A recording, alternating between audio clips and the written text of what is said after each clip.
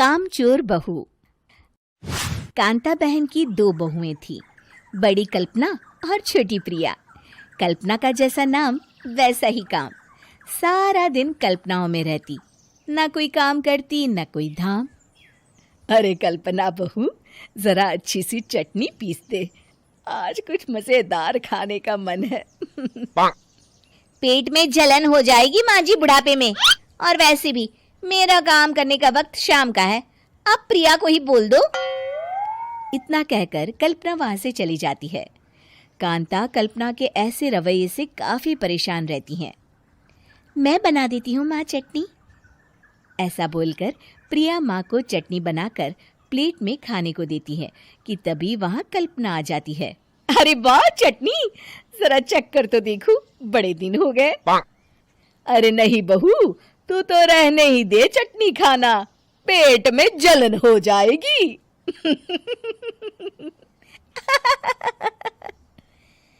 इतना कहकर कांता और प्रिया दोनों हंसने लगते हैं। कल्पना सारा दिन या तो मोबाइल में यूट्यूब देखती या फिर सोती रहती।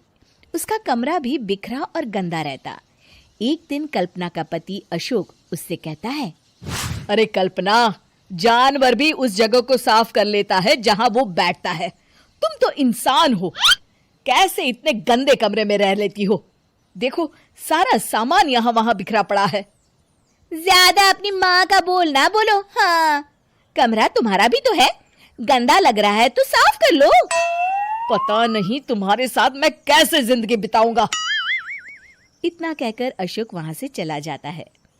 कल्पना बस खाना खाने कमरे से बाहर आती और फिर से कमरे में चली जाती।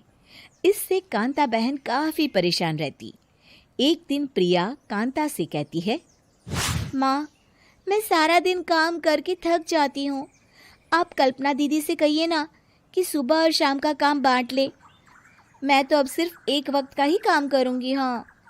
अरे तू वो भी ना करना, एक बहू तो कामचोर थी ही, दूसरी भी आ गई काम ना करने के बहाने लेकर।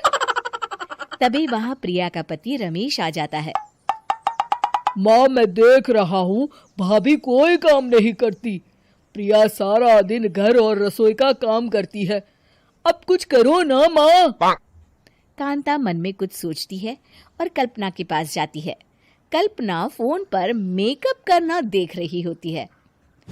कल्पना, तुम सारा दिन बस मोबाइल देखती हो, घर का कोई काम भी कर लिया करो। प्रिया सारा दिन काम करके थक जाती है, आज से मैंने फैसला किया है, एक वक्त का काम तुम करोगी, सुबह का खाना तुम बनाओगी और रात का प्रिया। आप लोगों ने काम को हव्वा बना रखा है। अरे पता नहीं थोड़ा सा ज्यादा काम करने में आप लोग घबरा क्यों जाते हैं। और हाँ, बहुत ज्यादा प्रिया की तारीफ मत करिए मेरे सामने, बड़ी बहू तो मैं ही रहूंगी। मैं कुछ नहीं जानती, कल सुबह मुझे वक्त से खाना चाहिए, रसोई में आ जाना, वरना कल से तुझे खाना नहीं मिलेगा। अगली सुबह कल्पना रसोई में नहीं आती है। वो देर से सोकर उठती है और बाहर आकर कहती है, अरे भूख लगी है, आज खाने में क्या है? इतनी देर हो गई, आज किसी ने मुझे उठाया भी नहीं, पता नहीं कहाँ है सब। कल्पना को घर में कोई नहीं दिखता। वो रसोई की तरफ जाती है जहां बड़ा सा ताला लगा होता है। अरे रसोई में ताला? ओ, मैं तो भूल ही गई थी। माँ ने आज से सुबह का खाना मुझे बनाने को कहा था। हे भगवान, इतने लोगों का खाना बनाना क्या आसान है? तभी घर के सारे सदस्य बाहर से वापस आते हैं। वाह माँ जी, मजा आ गया छोले भटूरे खाकर। मेरे मुंह में तो अभी भी स्वाद आ रहा है। अरे कल्पना, तेरे भरोसे रहते तो हम तो भूखे ही रह जाते।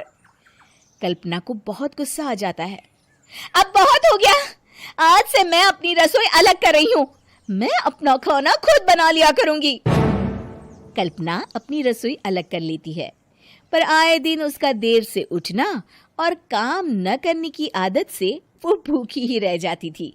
उसी के सामने घर के लोग अच्छे अच्छे पकवान खाते और कामचोर कल्पना को जैसे तैसे ही खाना बनाकर खाना पड़ता। पर एक दिन तो हद ही हो गई। माँ, दीदी आज सुबह से कमरे से बाहर नहीं निकली, हमें जाकर देखना चाहिए। सो रही होगी कामचोर कहीं की, पर तुम कहती हो तो चलो देख लेते हैं उसे। कल्पना कमरे में पेट पकड़कर बैठी होती है। हाय मेरा दर्द, पेट दर्द के मारे मर रही हूं मैं।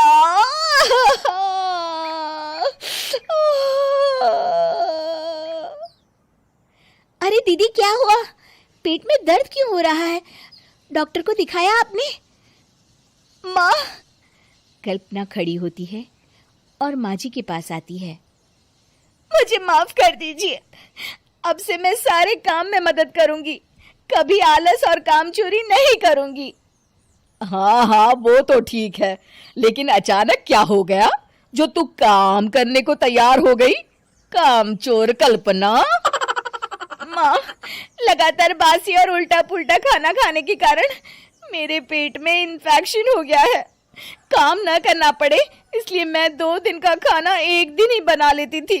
बासी और खराब खाना खाने के कारण लेने के देने पड़ गए।